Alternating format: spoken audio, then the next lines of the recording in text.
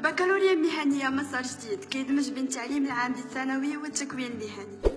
كيمكن يتوجهوا لها التلاميذ اللي طالعين من السنة الثالثة بالتعليم الثانوي الإعدادي أو التلاميذ اللي تابعوا الدراسة بالجذوع المشتركة أو اللي عندهم دبلوم تأهيل مهني، ويختاروا شعبة في المجال المهني المتوفرة في الجهة اللي كيسكنوا فيها.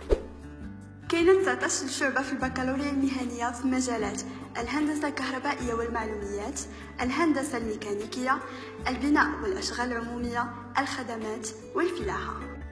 البكالوريا المهنية كتفتح لكم المجال لولوج عالم الشغل أو متابعة الدراسة بمؤسسات التكوين المهني أو مؤسسات التعليم العالي. وحتى اللي ما حصلش على البكالوريا المهنية كيمكن ليه يلتحق بالسنة الثانية من المستوى التقني بالتكوين المهني باش يقرأ عام واحد وياخذ دبلوم تقني. البكالوريا المهنية خطوة للاندماج في عالم الشغل.